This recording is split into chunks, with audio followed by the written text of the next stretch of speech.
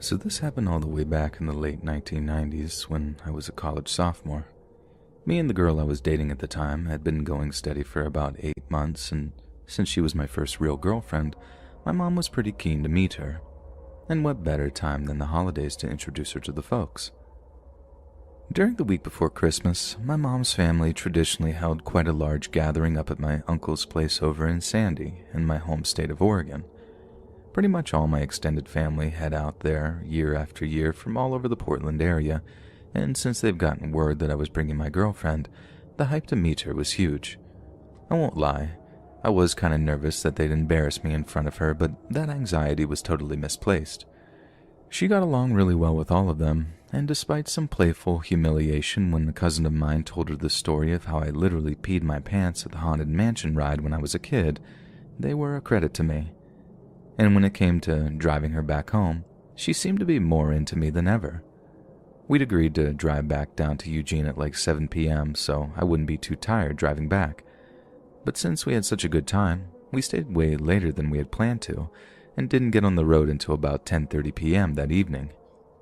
In the hopes of making the journey a little faster, I ended up taking the OR211 instead of just sticking to the I-5S for the whole drive. Annoyingly, this didn't quite actually make the journey any faster, but point being, the OR211 was pretty much surrounded by farms or these huge swaths of dense pine forest. So as you can imagine, big stretches of it aren't lit very well at all, and for some parts of the drive, we were moving through complete darkness, saved only by our car's headlights. But honestly, I wasn't all worried about it. I was pretty good at reading a map, and once I was back on the I-5, a road I knew pretty well, I figured everything would be all good. So we're just cruising along, in high spirits, talking about how goofy some of my family were, but generally my girlfriend was singing their praises and telling how she couldn't wait to meet them again. It's right around then that we hit a section of the highway that descends down this big old hill, heading up to the bridge crossing over Deep Creek. There, the highway is sandwiched by some of the densest forests you've ever likely seen, and there is absolutely nothing lighting up the highway. It's the only thing we can see from the front seats of the cars, like maybe 20 or 30 feet that our headlights are illuminating, and pretty much nothing else. But like I said, we're in high spirits, completely unprepared for what was about to happen. Right as the highway was starting to level off, something darts across the front of us so fast and so suddenly that I barely missed smashing into it.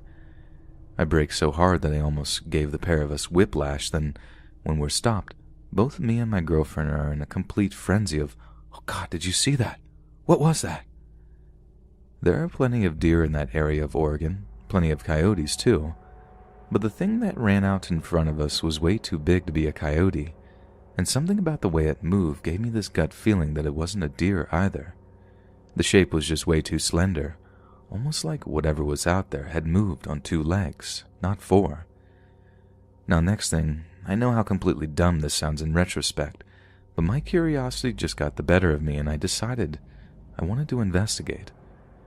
So again, this was also incredibly dumb. I turned the car like 90 degrees in the highway so I could point our headlights into the woods. Yes, this could have caused a horrible accident if another car had come along at the same time I was doing this, but I don't think I was thinking straight at the time.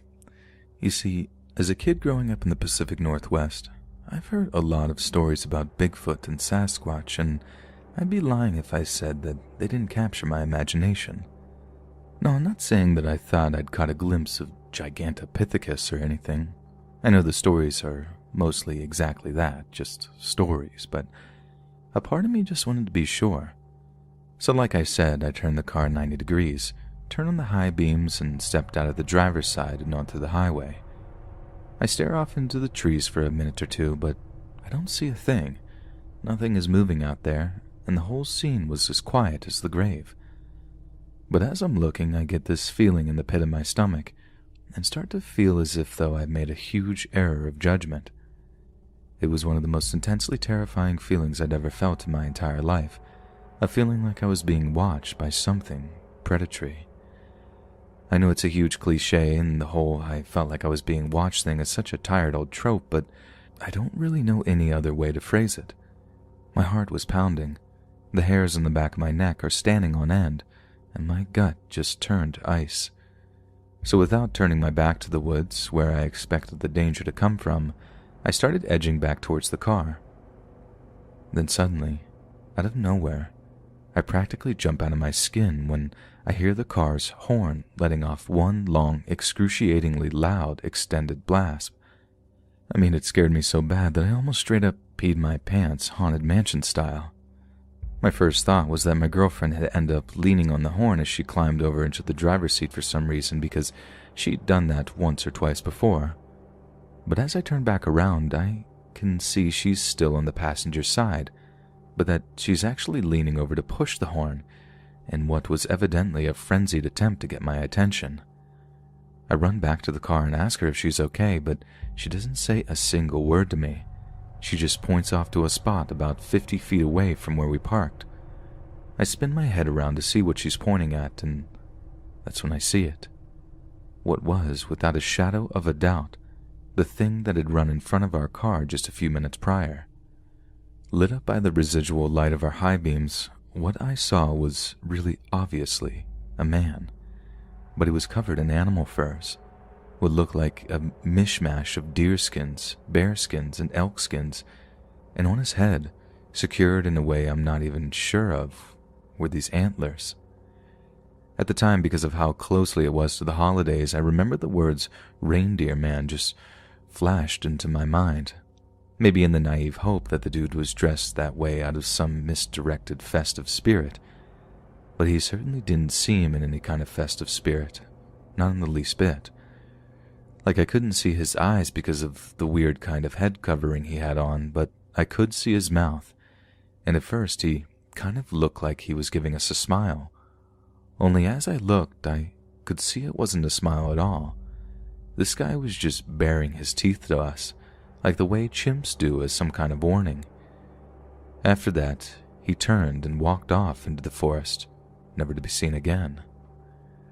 Obviously, right after that, me and my girlfriend just got out of there and got back onto the roads towards the I-5. It took us both a while to calm our nerves, but my girlfriend was particularly shaken up, and that's because she'd seen something that I hadn't. And as we drove on, she explained exactly what that was.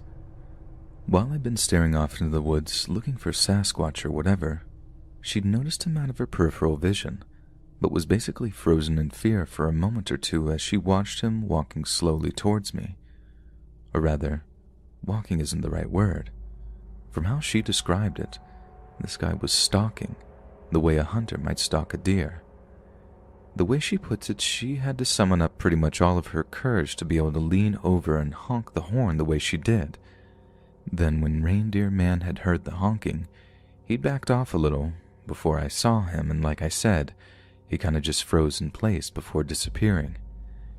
I did a fair amount of online research when I got home to try and find out if anyone else had any run-ins with this guy, but there was absolutely nothing online about him.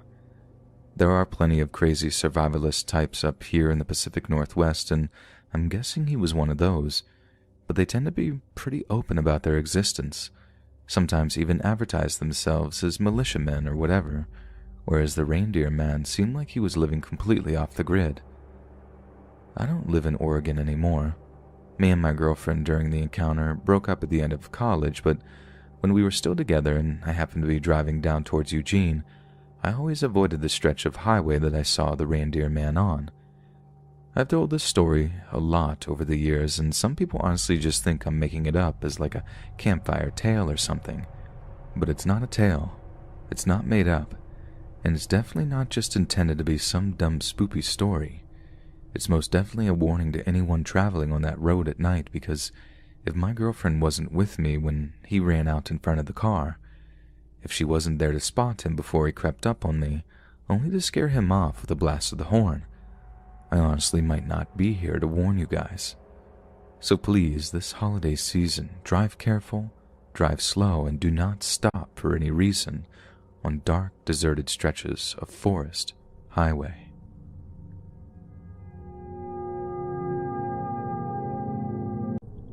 During college Christmas break of 2016, I had traveled all the way back to Pennsylvania from California to spend the holidays with my parents. It was kind of weird going from being a mostly independent college kid in a place that hardly ever gets cold to going back to living in my childhood bedroom in a state that becomes a legit winter wonderland around December and January. But I love my mom and dad, and I don't care how much the flight costs. There was no way I was going to spend the holidays alone in Cali. So anyway, my old room is on the second floor of the house, directly above the sliding door that heads out onto the decking in our backyard. It's a really heavy door, so anytime someone opens or closes it, it rumbles right up into my bedroom. This was in a house that was built back in the 50s too, so as you can imagine, the whole place has a lot of creaks and groans to it, but is otherwise pretty sturdy. I should also add at this point that part of the town that my parents live at is pretty safe, with a relatively low crime rate, especially to that of nearby Philly. The most intrusive calls they ever got tended to be from magazine salespeople and the odd Jehovah's Witnesses, and after my dad insisted on debating scripture with them, they stopped calling altogether. Point being, they never had anything remotely close to any kind of break-in or home invasion for the entire time they were living in that property. Next thing is a brief confession from myself here.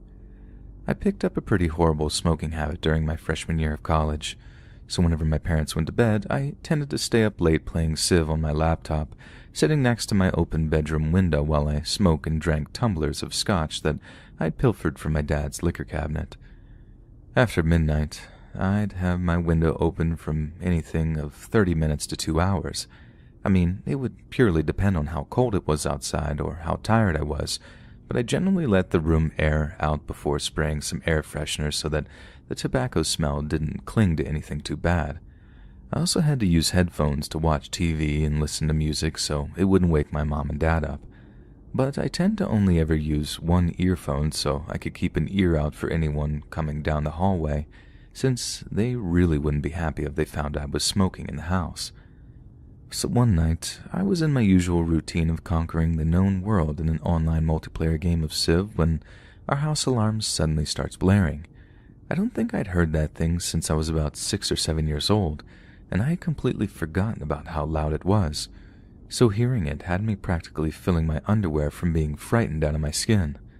Point being, everyone in the house is now wide awake and ready to head off whatever is about to go down. Now my priorities might sound way off here, but initially my big worry wasn't so much that something bad might be happening, like a home invasion or something like that. It was more like me being terrified that my parents were about to realize I'd been smoking and stealing booze from them. I was 20 years old at the time, technically underage, and my parents were old-fashioned types, real sticklers for the rules. If they found out what I'd been doing, there'd be drama, and lots of it. But somehow, when my dad stuck his head around my door all bleary-eyed to make sure he knew where I was, he didn't seem to smell anything. I don't know whether this was because he was too tired and freaked out about the alarms to notice, or that he noticed and actually just didn't care, but either way, he told me to go into their bedroom and stay with my mom until he could give us the all-clear. So my dad goes downstairs, I'm assuming with pistol in hand, and gets to work clearing the house, as well as checking the front and backyards to make sure that there's no one hiding in the darker areas out there. He comes back up, tells me and my mom he couldn't find anything and it was probably just a false alarm, and then we all head back to bed. Or rather, they went back to bed. I just went back to being a diplomatic genius on Civ 6. About an hour goes by and I start getting pretty tired, so I get up to close my bedroom window before heading to bed when the alarm goes off again. Once again, my dad goes downstairs, does a sweep of the grounds floor and the yards, then comes back to tell me not to worry and that he figured it was just the wind or something. I mean, it had been a pretty windy night, which honestly suited me because it meant the breeze aired my room out. Like I said, it was an old house, so it wasn't out of the question that the wind could have rattled the doors or windows and set the alarm off. The point being that both me and my dad were chill about the alarm going off. Neither of us thought there was anything to worry about. So the next morning at breakfast, my dad is going through the alarm system's app on his iPhone, checking out some of the data readouts from the night before. All of a sudden, he's all like, "Okay, that's weird.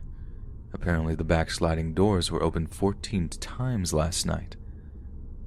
Number one, I was impressed the alarm system was so sophisticated that it could feed him that kind of info. I guess he shelled out big boy cash for that thing. But number two, how could it have been opened that many times? Then I'm not kidding, like 5 to 10 minutes later, there's a knock at our front door, and it's the neighbor guy from the house down the street. He asks us if we had any intruders over the previous night, and we tell him no, or that at least we didn't think so.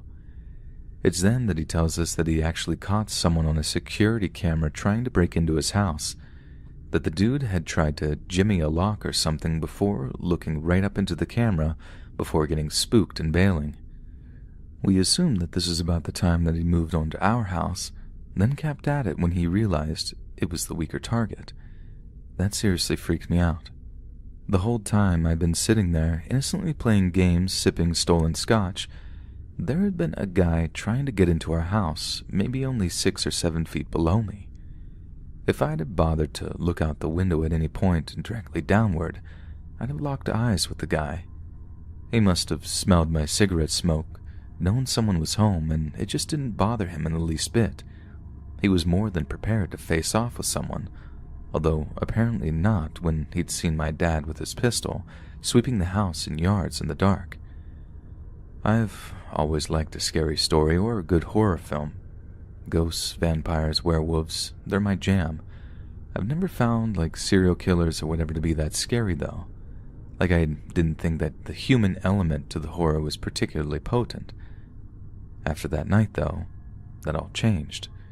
It struck me how evil and predatory human beings can really be, how that guy had been creeping around in our backyard for basically hours right under my nose, and I'd had absolutely no clue he was there. It's how he managed to just disappear when the alarm went off, too, and how he had the balls to come back once we'd all gone back to bed. I mean, he was like a ghost or something, just vanishing into the darkness. I mean, think about it. My dad had checked out the backyard, tried to make sure that there was no one hanging around, hiding out in the dark spots underneath the trees, and there had been. There had been someone there, just watching my dad walking around in his slippers or whatever he had on, just waiting for him to call off the search before creeping back up towards the house.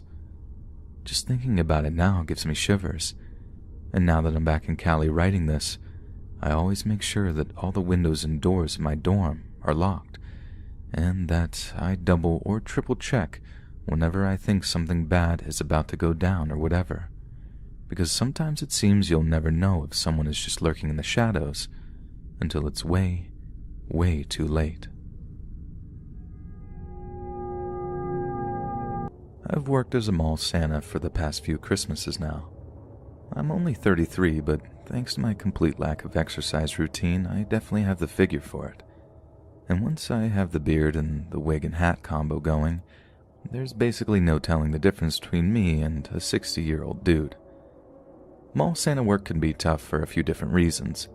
Number one, the hours are really long and the pay can be really terrible depending on which mall you manage to get employed by. Number two, the kids can be little monsters, and their parents can be just as terrible on occasion too. But the reason I'm actually considering skipping the entire thing this year and having something of a budget Christmas is that you get some seriously disturbing things happening from time to time. I mean, the kind of things that keep you up at night, even after a long, exhausting shift. However, the worst thing that's ever happened to me as a mall Santa was actually nothing to do with kids, parents, or terrible pay and hours, and I'm sure you'll see why after I tell the story. So every year, usually when the malls are quietest during weekday mornings, we get specially organized visits from special needs kids or adults with learning disabilities who are bussed in from the surrounding areas.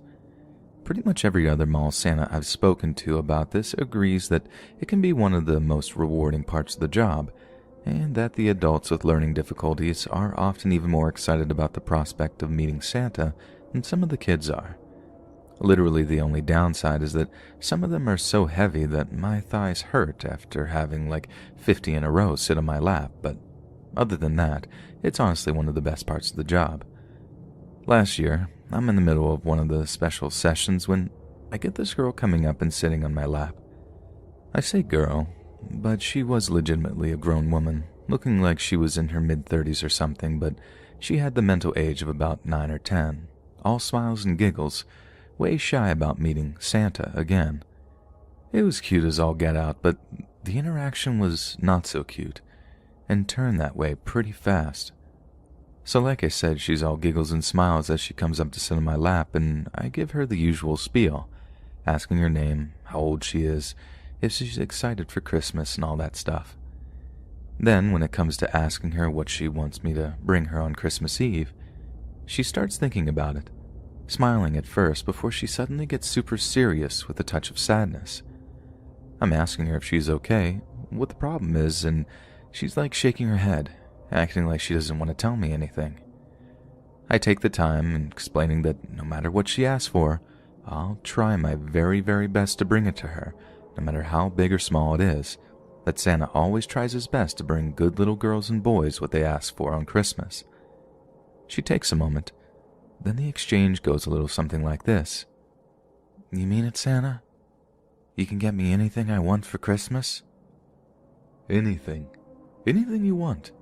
Just tell me and I'll do my best. Okay, well... And at this point she lowers her voice to a whisper and leans into my ear. I want my boyfriend to stop hitting me. Can you make that happen? I was sort of dumbstruck for a second.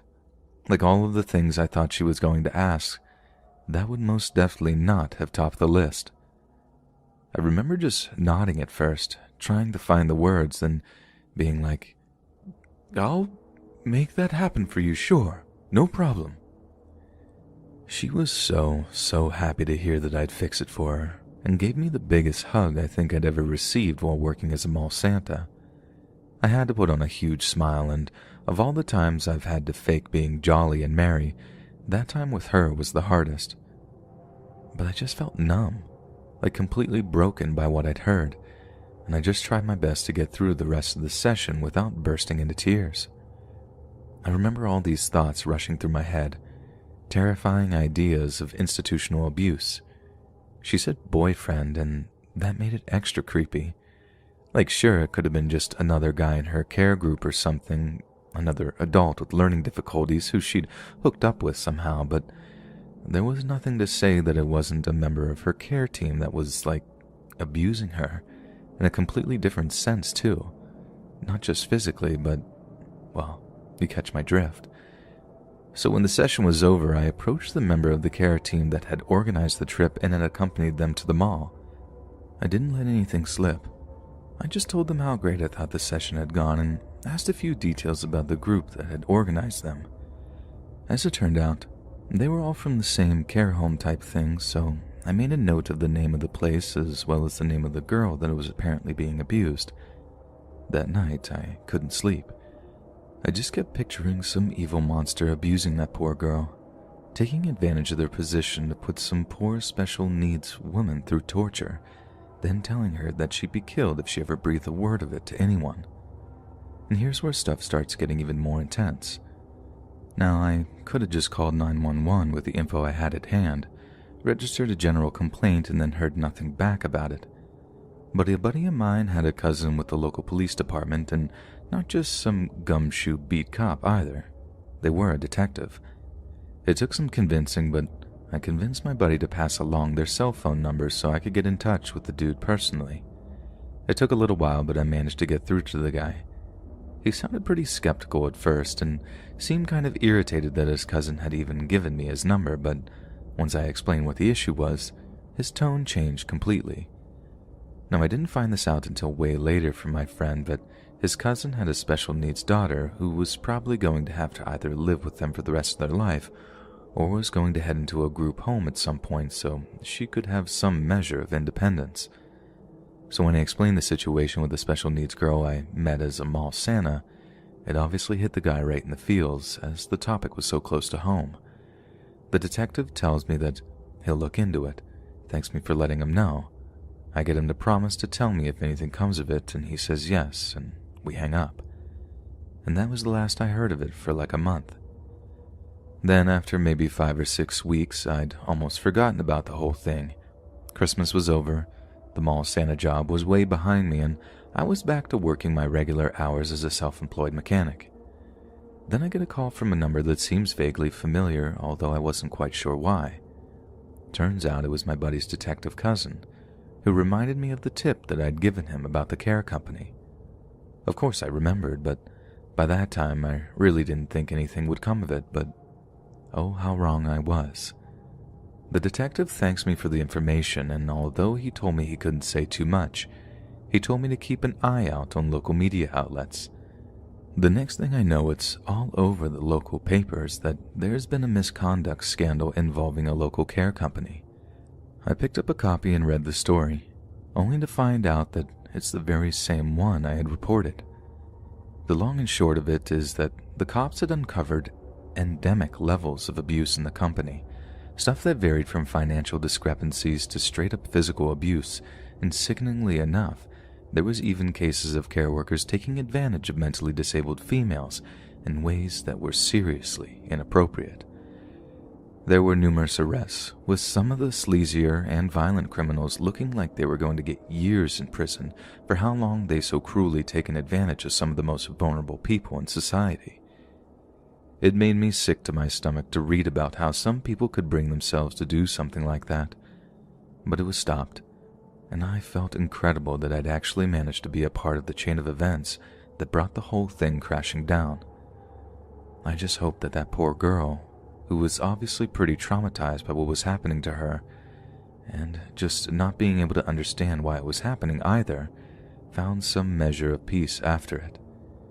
And in a way, Santa did kind of bring her exactly what she wanted, even if it wasn't on Christmas Day, and that, ladies and gentlemen, is a thought that never fails to make me tear up.